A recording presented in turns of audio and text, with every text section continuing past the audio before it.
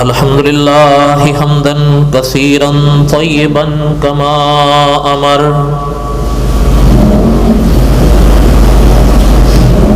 واشہد ان لا الہ الا اللہ وحدہ لا شریک لہ واشہد ان سیدنا وسندنا ومولانا محمدا عبدہ ورسولہ اما بعد اعوذ باللہ من الشیطان الرجیم بسم اللہ الرحمن الرحیم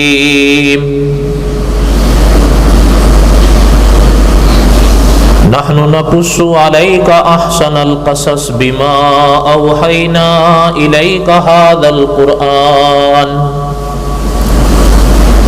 وإن كنت من قبله لمن الغافلين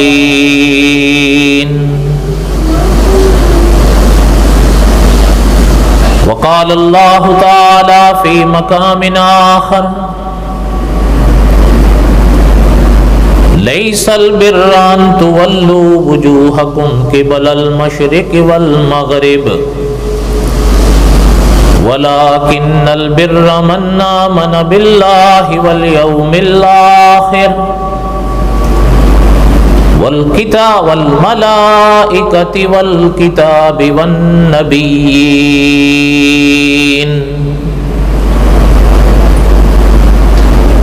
والملائكة والكتاب والنبيين وآتى المال على حبه ذوي القربى واليتامى والمساكين وابن السبيل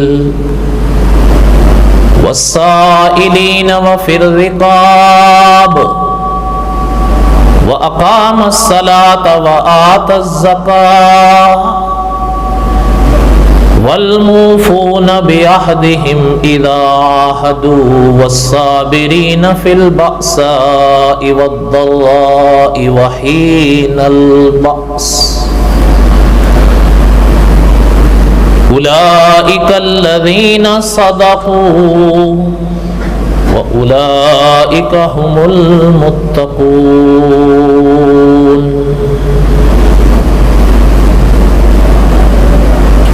وقال النبي صلى الله عليه وسلم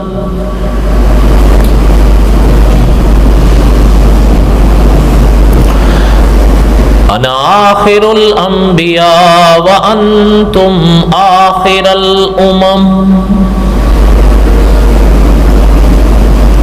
صدق الله العظيم وصدق رسوله النبي الكريم ونحن على ذلك لمن الشاهدين والشاكرين والحمد لله رب العالمين اللهم صل على محمد وعلى آل محمد كما صليت على إبراهيم وعلى آل إبراهيم إنك حميد مجيد اللهم بارك على محمد وعلى آل محمد كما باركت على إبراهيم وعلى آل إبراهيم إنك حميد مجيد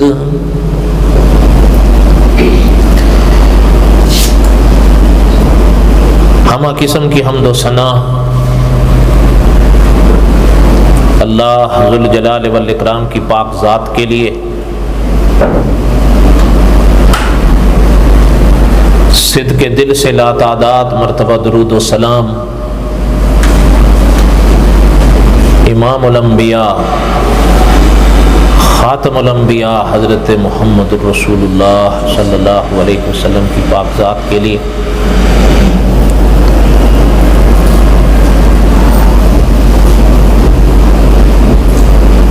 قصص الانبیاء علیہم السلام کے واقعات ہم پڑھ رہے تھے۔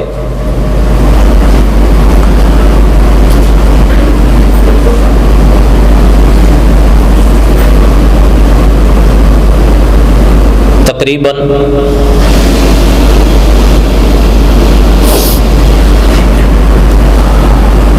شعبان کا پہلا عشرہ پورا ہو رہا ہے.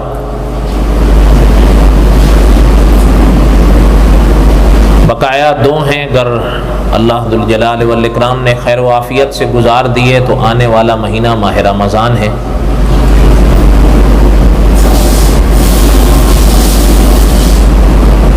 بہرحال ماہ رمضان ہو یا غیر رمضان، دعا کریں کہ اللہ تعالی ہمیں صحیح عقیدہ اور صحیح عمل کی توفیق نصیب فرمائیں. چاہے لمحات کوئی بھی ہو، فضیلت اپنی جگہ ہوتی ہے، لیکن بہرحال کوتاہیاں ہم میں ہوتی ہیں. ماہ رمضان میں ہم ایک مہینہ بالعموم زیادہ سدھرتے ہیں، اور اس کے بعد جو باقی 11 مہینے ہیں پھر ہمارے اندر وہ چستی نہیں ہوتی. یہ بھی ایک جھول ہے. نماز فرض ہے، چاہے ماہ رمضان ہے تب بھی فرض ہے، غیر رمضان ہے تب بھی فرض ہے.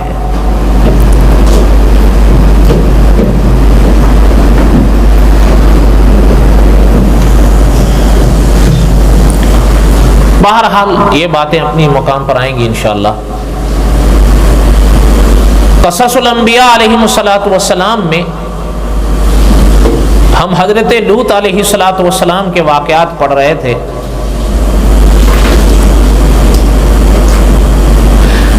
حضرت لوط علیہ السلام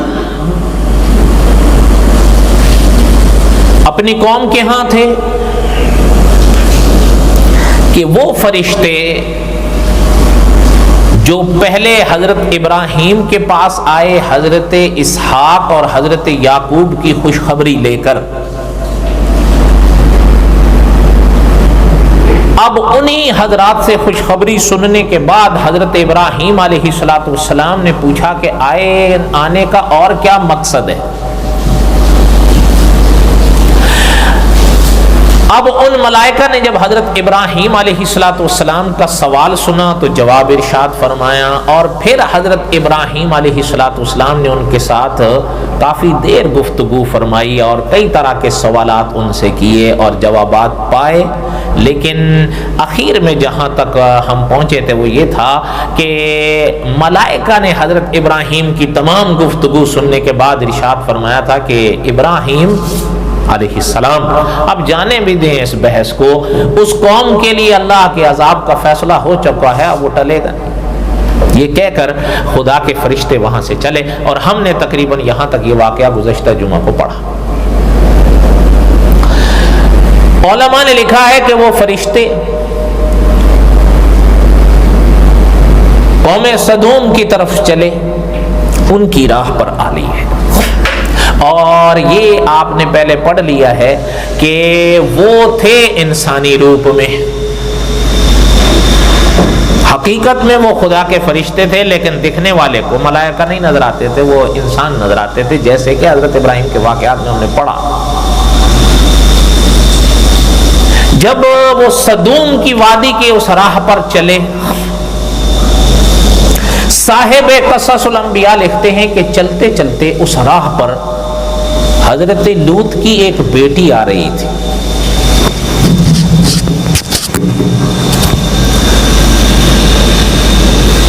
انہوں نے دیکھا کہ کچھ اجنبی چہرے ہیں آ رہے ہیں،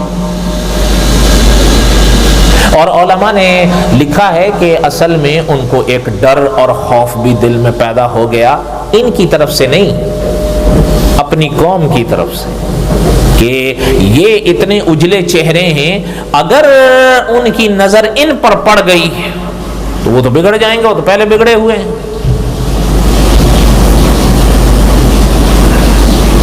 چلتی راہ پر جب دیکھا کہ کوئی مسافر ہیں تو بات ہوئی، ملائکہ نے، اب دراصل تو تھے ملائکہ، وہ بچی تو نہیں پہچان سکی، انہوں نے اتنا فرمایا کہ ہم مسافر ہیں، اس وادی میں آئے ہیں. تو انہوں نے فرمایا کہ اچھا آپ ذرا ٹھہر جائیں، یہیں پر ٹھہر جائیں کہ میں پہلے اپنے والد کو خبر دے دوں.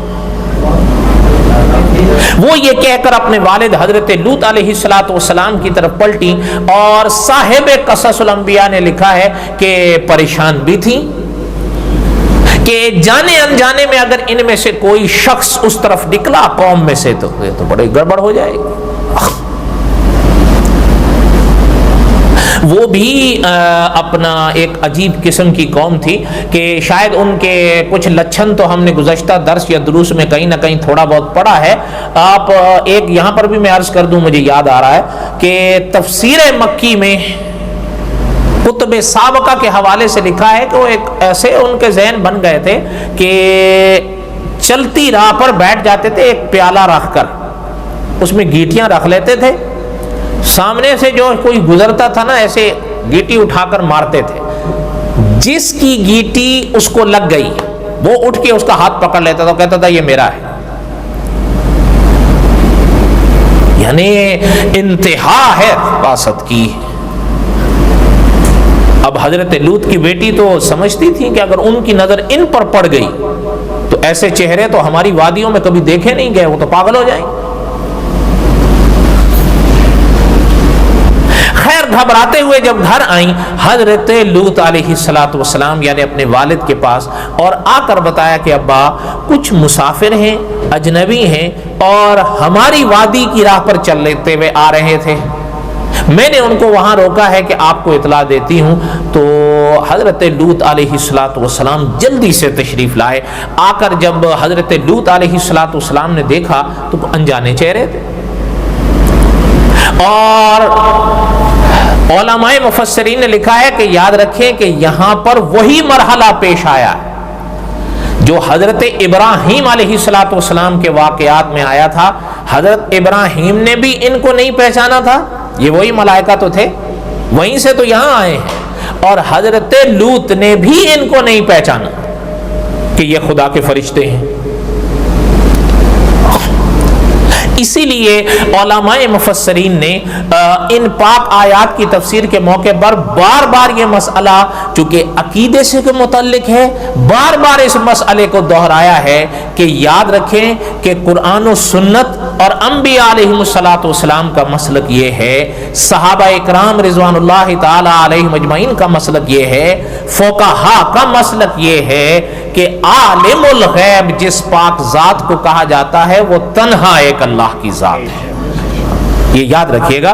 بعض لوگ عام طور پر وہ یہ سوچتے ہیں مثال کے طور پر کہ اگر کسی صاحب نے ایک بات بتائی ہے اور اس بات کا تعلق اگر غیب سے تھا تو اب تو یہ بھی عالم الغیب نہیں. یہ یاد رکھیے گا. نہیں, مفتی اعظم ہند و پاک محمد شفیع صاحب رحمۃ اللہ نے لکھا ہے کہ یہ علم غیب, یہ عالم الغیب, یہ اسلامی اصطلاح ہے, یہ سوائے اللہ پاک کی ذات کے کسی کے لیے استعمال نہیں. عالم الغیب وہ ذات ہوتی ہے جس کا علم اپنا ہو. یہ ذہن میں رکھیے گا.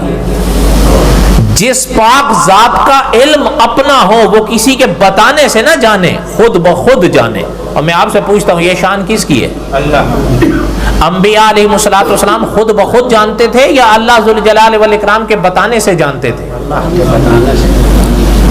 جب خدا کی طرف سے بتا دیا گیا وہی ہی آپ اس کا نام رکھیں. جب بتا دیا گیا ہے تو اب وہ بات علم غیب نہیں رہی, علم غیب کی اصطلاحی تعریف سے باہر آ گئی.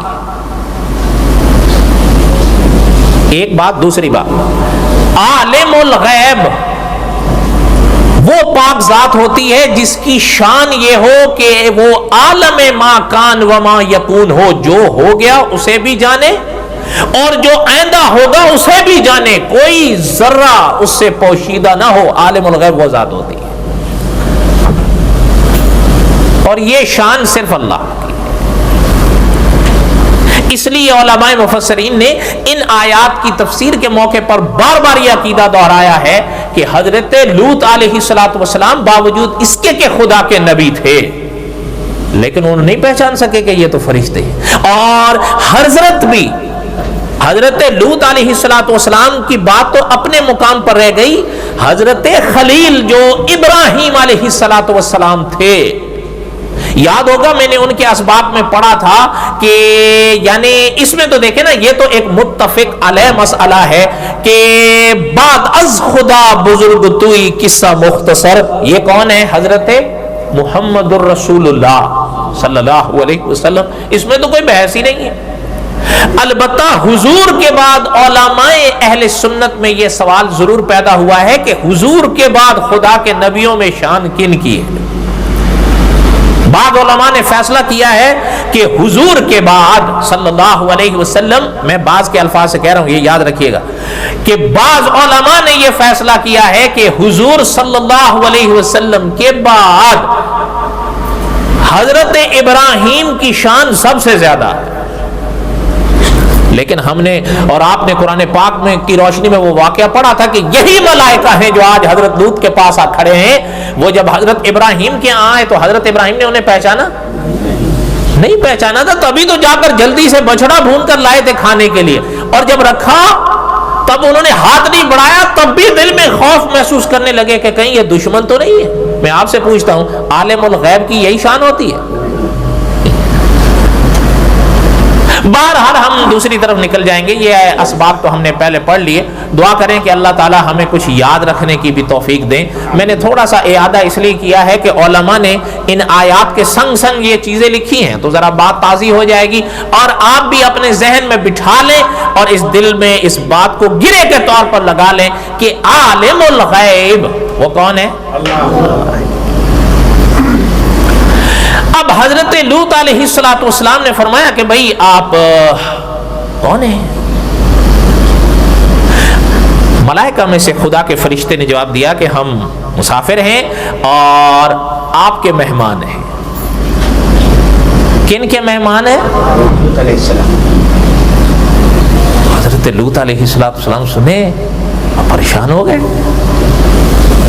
پریشان اس لیے ہوئے کہ حضرت لوط اس قوم سے واسطہ پڑ چکا تھا حضرت کا، وہ سمجھتے تھے ان کو کہ وہ جو لوگ ہیں وہ جب ان کو دیکھیں گے تو یہ تو مسئلہ بگڑ جائے گا۔ وَلَمَّا جَاءَتْ رُسُلُنَا لُوطًا سِیءَ بِهِمْ، قرآن میں اللہ نے فرمایا حضرت لوط گھبرا گئے، پریشان ہو گئے،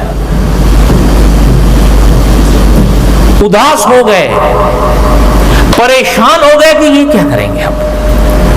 اور یاد رکھیے گا حضرت لوط علیہ السلام اپنے مہمانوں کو، ان فرشتوں کو ابھی تک تو پہچانے نہیں، لیکن اپنی زبان پاک سے یہ نہیں فرما سکتے تھے کہ آپ جاؤ یہاں سے۔ کیوں؟ یہ آداب نبوت کے خلاف ہے کہ کوئی کہے ہم آپ کے مہمان ہیں تو نبوت یہ تو نہیں کہتی کہ ہم قبول نہیں کرتے۔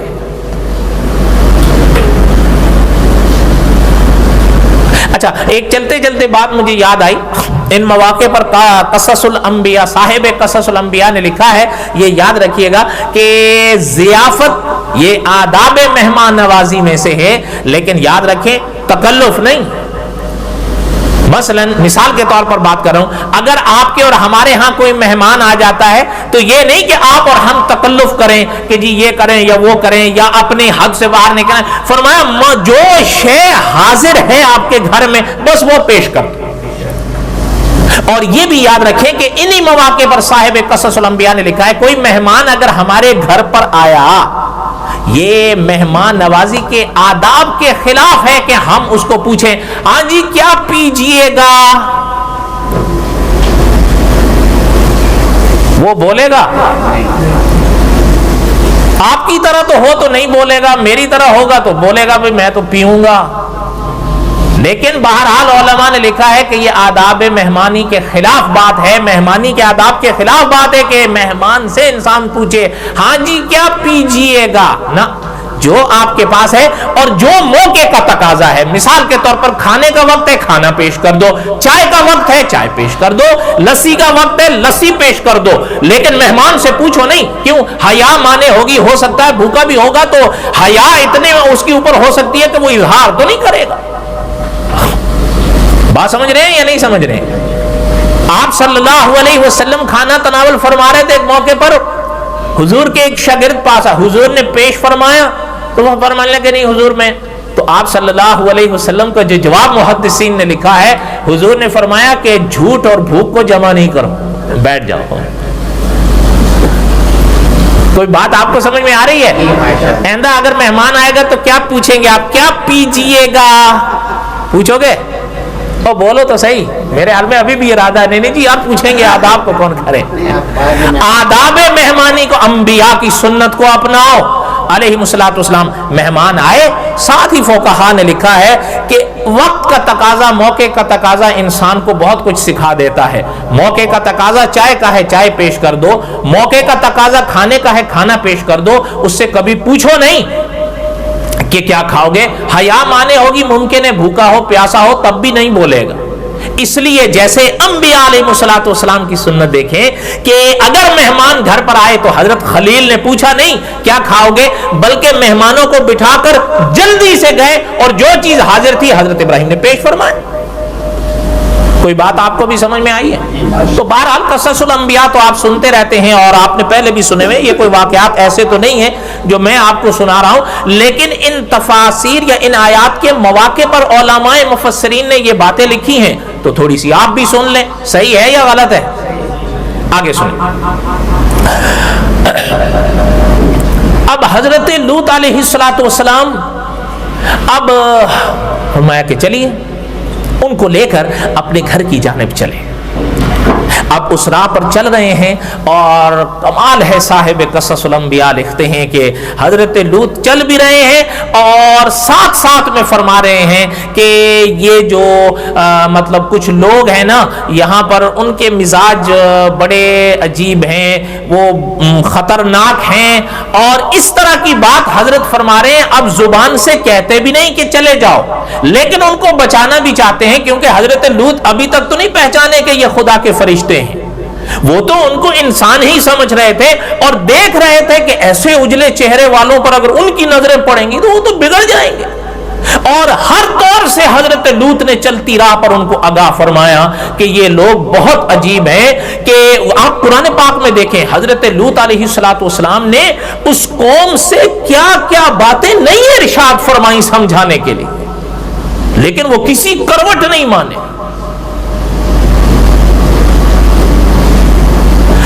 اب وہ ملائکہ سن رہے ہیں اور جواب بھی کوئی نہیں دیتے ہیں۔ بھئی عجب مہمان ہیں، سن بھی رہے ہیں، بتا بھی رہا ہوں، لیکن وہ سنتے جا رہے ہیں، لیکن یہ نہیں کہ پلٹ جائیں۔ چلتے چلتے گھر کا دروازہ آ گیا۔ حضرت لوط علیہ السلام نے گھر کا دروازہ کھولا اور جہاں بٹھانے کی بیٹھنے کی جگہ تھی وہاں اپنے مہمانوں کو بٹھایا اور خود بھی حضرت گھر میں تشریف لائے۔ اتنے میں حضرت لوط کی اہلیہ، ان کی نظر پڑی ان مہمانوں پر۔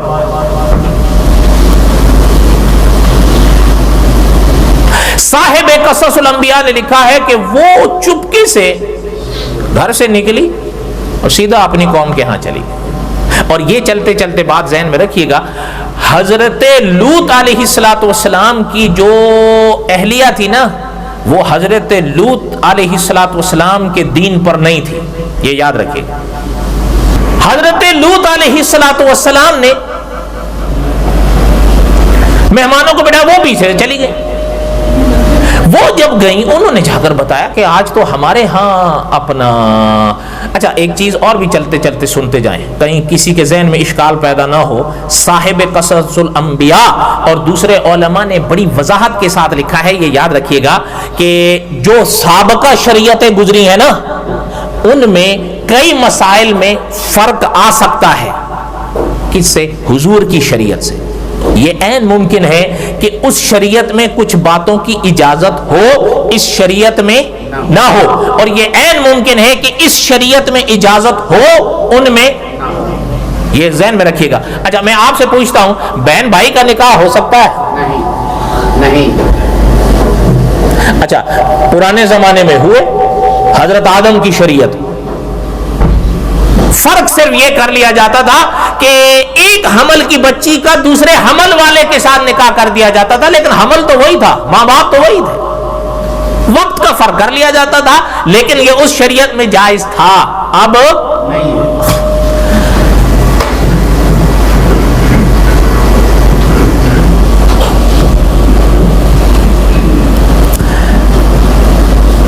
ایک نکاح میں، ایک صاحب کے نکاح میں بیک وقت دو بہنیں آ سکتی ہیں؟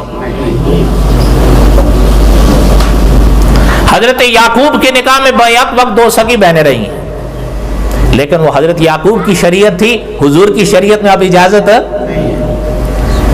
اس طرح کی بڑی مثالیں ہیں، اپنے مواقع پر شاید آ جائیں گی ضرورت کے تحت۔ میرے کہنے کا مقصد یہ ہے کہ کہیں اشکال پیدا نہ ہو کہ جی حضرت لوط یا حضرت نوح کے گھر میں پھر ایسی اہل، یاد رکھیں علماء نے لکھا ہے یہ ان کی شریعتیں تھیں، تب جائز تھا، حضور کی شریعت میں اب جائز نہیں ہے، ایک بات۔ دوسری بات، علماء نے لکھا ہے کہ اس وقت کے لحاظ سے بھی نبی کی اہلیہ کہ عقیدتاً کافرہ ہو سکتی تھی، لیکن یاد رکھیے گا زانیہ نہیں۔ ہاں، اللہ تعالیٰ کسی بھی اس طرح غلط چلن والی عورت کو اللہ اپنے نبی کے بستر پر نہیں آنے دیتے۔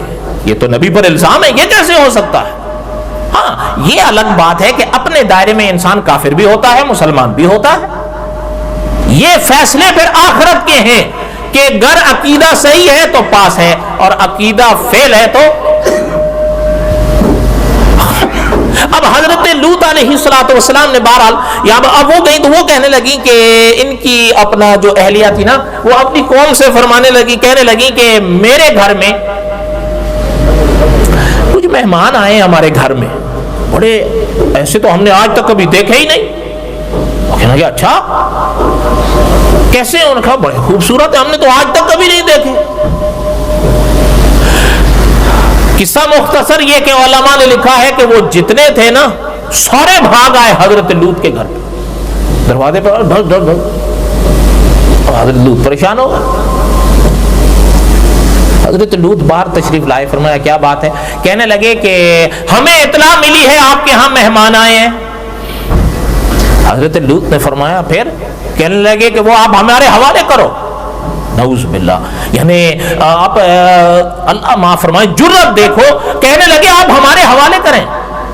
حضرت لوط علیہ السلام نے فرمایا بدبختو کیا کہہ رہے ہو؟ میرے مہمانوں کے آگے مجھے رسوا مت کرو، کیا کہہ رہے ہو تم؟ وہ کہنے لگے ہم آپ بس چھوڑ دو۔ حضرت لوط علیہ السلام نے فرمایا کہ دیکھو کہ تم وہ کام کر رہے ہو کہ جس کی مثال عالم میں نہیں ملتی ہے، تم سے پہلے کبھی کوئی اس گراوٹ میں نہیں گرا جہاں تم جا گرے ہو۔ اچھا، یہ چیز شاید آپ نے پہلے سنی ہو، یہ میں نے عرض کی ہو یا کہیں اور آپ نے سنی، مجھے یاد نہیں۔ لواطت بھی جرم ہے، یاد رکھیں، لیکن یہ بھی یاد رکھیں کہ یہی فعل لواطت کا انسان اپنی اہلیہ کے ساتھ بھی نہیں کر سکتا ہے، یہ یاد رکھیں۔ شاید اللہ تعالیٰ رحم فرمائے، اب کیا کہہ سکتے ہیں، مجھے نہیں یاد، میں نے پہلے کہیں عرض کیا تھا کہ نہیں، یعنی اس دور سے جس دور سے آپ اور ہم گزر رہے ہیں، دعا کریں کہ اللہ تعالیٰ بس حفاظت فرمائے۔ حیرانگی ہوتی ہے، ایک شخص نے لکھا ہے، کہتا ہے جی بیوی ہے، بس یہ تھوڑا ہو سکتا ہے کہ ایک حصہ نکاح کے اندر ہو، دوسرا نکاح سے خارج ہو۔ نعوذ باللہ، نعوذ باللہ، یہ غلط بات ہے۔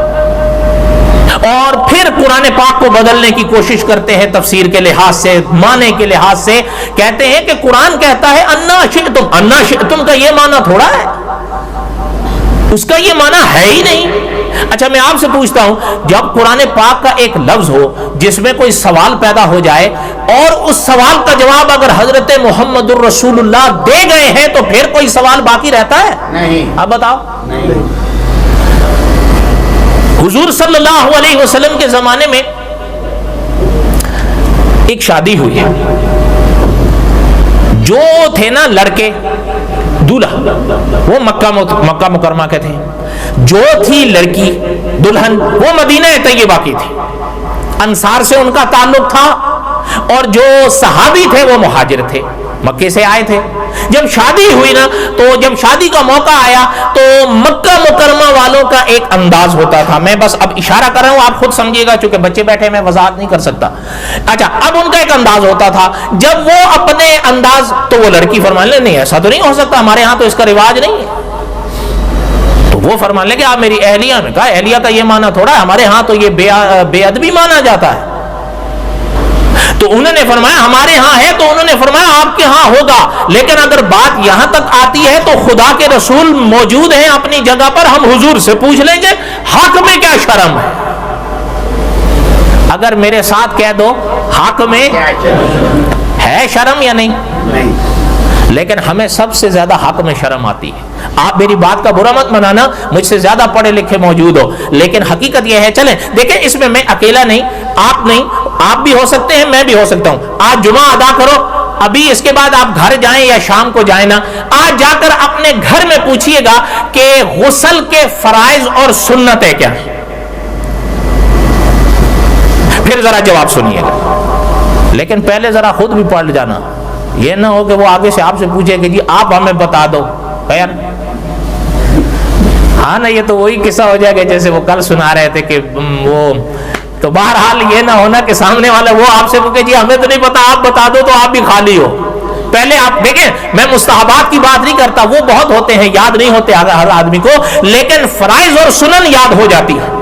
آج آپ جا کر پوچھیں ان سے کہ دیکھیں ہر گھر میں انسان کو پاکی پلیتی کے مسائل ضرورت پڑتے ہیں، لیکن آج تک اللہ ماشاء اللہ، یعنی زمانے ہو گئے، ایک دو انگلیوں پہ شاید میں گن سکوں گا کہ کسی شخص نے حیض یا غسل کے مسائل پوچھے. حیض کے مسائل وہ اپنے لیے نہیں بھی پوچھے گا، لیکن اس کا گھر بھی تو اس کا اپنا ہی ہے. آج آپ دیکھیں، ہو سکتا ہے آپ میری بات کا برا مانیں، میں نے خود ایسی جگہوں پر جا کر دیکھا ہے، میں نام نہیں لیتا، میرے اپنے گھر والوں نے مجھے بتایا کہ وہاں گھر کے اندر ایسی خواتین تھیں 10 دن نہ غسل کرتی تھی نہ نماز پڑھتی تھی. کیوں؟ جب ان سے پوچھا، کہتی ہیں جی 10 دن حیض. او خدا کی بندو، 10 دن حیض زیادہ سے زیادہ مدت ہے. یہ عین ممکن ہے 3 دن، عین ممکن ہے 5 دن، عین ممکن ہے 7 دن کے بعد خواتین پاک ہو جائیں. باقی دن کی نمازیں کون پڑھے گا؟ 10 دن تو زیادہ سے زیادہ مدت ہے. لیکن ان سے کیا گلا ہے؟ آپ خود دیکھیں، جب ہم نے یہاں خواتین کا درس رکھا نا، تو مجھے خود یاد ہے ہمارے علاقے کے لوگوں نے آ کر کہا کہ جی یہ تم کیا کر رہے ہو؟ میں نے کہا کیوں، کیا ہوا؟ تو کہتا ہے جی یہ مسجدیں اور مدرسے کو خواتین کے لیے تھوڑے ہوتے ہیں. انا للہ و انا الیہ راجعون، صرف ہماری سوغات ہے. اور میں نے کہا ان کا کیا ہوگا؟ کہتا وہ خود جانتی ہیں. میں نے کہا آج جا کر ان سے پوچھ لینا. اس قصے کو 3 سال ہو گئے، آج تک تو وہ لوٹ کے آیا نہیں. پتہ نہیں بیگم نے کیا جواب دیا. انا للہ و انا الیہ راجعون. میرے کہنے کا مقصد یہ ہے، یہ نہیں میں نے پہلے کہا اس میں ہمارا گھر بھی شامل ہو سکتا ہے، لیکن آخر کوئی ہمت، کوئی کوشش تو ہو. آج ہر شخص وہ یہ مسائل جاننے سے شرم کرتا ہے، حالانکہ حق میں کیا اچھا دیکھیں، ایسا بھی ہوا کہ کیا بات ہے، حضور صلی اللہ علیہ وسلم نے فرمایا کہ ما انا علیہ واصحابی. حضرت علی رضی اللہ تعالیٰ عنہ کو ایک مسئلہ پیش آیا. میں وہ مسئلہ یہاں نہیں بیان کر سکتا. اچھا میں آپ سے پوچھتا ہوں، حضرت علی کے گھر میں جو حضرت علی کی عزت تھی وہ کون تھی؟ اب وہ حضور سے کیسے پوچھے؟ تو دوسرے صحابی سے فرمایا کہ میرے گھر میں تو حضرت فاطمہ ہے، میں تو حضور سے پوچھ نہیں سکتا، آپ پوچھواؤ، آپ پوچھو کہ یہ مسئلہ اس کا حل کیا ہے. یہ دیکھیں علماء نے عجیب بات لکھی ہے. حضرت علی کیا مسئلہ سکھا گئے ہیں کہ اگر کوئی ایسا معنی پیش آ جائے کہ آپ خود نہ پوچھ سکیں، کسی سے پوچھوا لیں. وہ نام لینا تو کوئی ضروری نہیں ہوتا نا، ضرورت تو ہے نفس مسئلہ. لیکن بہرحال دعا کریں اللہ تعالیٰ رحم فرمائے. اب تو میں شاید ایک دفعہ عرض کر رہا تھا، مجھے یاد نہیں، بہت عرصے کی بات ہے. ایک دفعہ میں ہندوستان گیا تو وہاں مجھے ان لوگوں نے کہا جمعہ پڑھانے کے، میں جمعہ پڑھایا. تو جمعہ پڑھاتے وقت میں نے وہاں ایک سوال کیا، جواب نہیں دیا میں نے، وہ میرا مزاج نہیں ہے. میں نے صرف سوال ان سے یہ کیا، وہ تو بڑا آسان تھا، پہلا کلمہ کیا ہے؟ میں نے ان سے یہ تو سارا پڑھ دیا. میں نے کہا فقہا نے لکھا ہے کہ اس پہلے پاک کلمے کے 4 فرض ہیں. کتنے ہیں؟ اس سے زیادہ بھی علماء نے لکھے ہیں، لیکن اس سے کم کوئی نہیں. کتنے؟ 4. میں نے ان سے کہا ہیں کتنے؟ میں نے بتا دیے. ہیں کیا کیا وہ تم بتاؤ. وہ کس نے بتانے تھے؟ بلکہ ان میں سے تو مجھے ایک دوست کہنے لگا مولوی صاحب کہتے ہیں ہم نے تو آج تک سنا ہی نہیں ہے کہ کلمے کے بھی فرض ہوتے ہیں. میں نے کہا مولوی صاحب نے نہیں سنے یا نہیں پڑھے تو اس کا معنی یہ تو نہیں کہ ہے نہیں، لکھے ہوئے ہیں کتابوں میں. جہاں غسل کے فرائض لکھے ہیں، وضو کے فرائض لکھے ہیں، وہی کلمے کے بھی لکھے ہوئے ہیں. لیکن ہمارا ہوتا کیا ہے پتہ، جب ہم پہلا باب کھولتے ہیں نا تو ہمارے ذہن میں کبھی کبھی یہ، میں آپ کو ذاتی تجربہ بتا رہا ہوں، پہلا باب کھولیں گے وہاں کلمے کی جب آبھاس آتی ہے ہم وہ صفحہ الٹ دیتے ہیں کہ جی کلمہ ہی لکھا ہے، کیا لکھا ہوگا، ہم پڑھتے ہی نہیں ہیں، وہ یہی جھول ہوتا ہے۔ اچھا، اس کے باوجود میں اس علاقے میں شاید 10-12 دن تھا، اسی مسجد کے ہی ایریے میں، مجھے یاد ہے صرف 2 آدمیوں نے ان 12 دن میں مجھ سے پوچھا کہ کلمے کے فرائض کیا ہیں، صرف 2 آدمیوں نے، باقی اللہ کا فضل تھا۔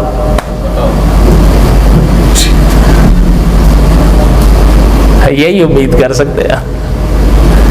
اس لیے بہرحال کہنے کا مقصد یہ تھا کہ کچھ تھوڑا سا ان چیزوں کی طرف بھی دھیان دیا کریں کہ انسان کو اپنے اور اپنے گھر کے ماحول پر نظر رکھنی ہے۔ یا ایھا الذین آمنو، اے ایمان والو، اللہ ذوالجلال والاکرام کا فرمان ہے۔ اور حضرت حسن بصری رحمۃ اللہ علیہ نے فرمایا تھا جب یہ پاک آیت آئے نا یا ایھا الذین آمنو، تو یہ کان متوجہ کر لو، اب اللہ مخاطب فرما رہے ہیں، یا ایھا الذین آمنو، اے ایمان والو، قوا انفسکم واہلیکم نارا، خود کو اور اپنے گھر والوں کو دوزخ کی آگ سے بچاؤ۔ گھر والوں کو بتاؤ گے؟ ایک نشاندہی کر دیتا ہوں، میری باتیں ختم ہوتی نہیں۔ حرم جاتے ہو یا آپ کے دوست ساتھی جاتے ہیں، زمزم منگواتے ہو یا آتا ہے، کھجوریں منگواتے ہو آتا ہے، آنا چاہیے۔ اب تو دور بدل گیا، ورنہ ایک دور ہوا کرتا تھا، شاید آپ کو یاد ہو، اس دور کے شاید آپ میں کوئی لوگ ہیں نہیں، میں مذاق نہیں کر رہا ہوں، ایک وقت ہوتا تھا کہ جب حاجی یا عمرہ کرنے والے لوگ آیا کرتے تھے تو وہ 3 سوغات وہاں سے لایا کرتے تھے۔ زمزم ہوتا تھا، مدینہ طیبہ کی کھجور ہوتی تھی، اور مدینہ طیبہ کی خالص مٹی کی بنی ہوئی سراہی ہوتی تھی، اور مدینہ طیبہ کے گلاب ہوتے تھے۔ یہ 4 چیزیں مدینہ کا اور حرم کا تحفہ ہوتا تھا۔ اب کوئی لاتا ہے تو بولو تو صحیح، باقی 2 منفی، بلکہ وہ جو زمزم دیتے ہیں اس میں بھی میرے لیے تھوڑا سا پانی تو اور بھی ملا دیتے، پیو جی۔ اور دوسروں نے تو یہ ذہن بنا لیا کہ یہ زمزم بن گیا ہے، زمزم نہیں بنے گا، زمزم وہی ہے۔ اب وہ لا الہ الا اللہ، جاتے ہو آپ لوگ،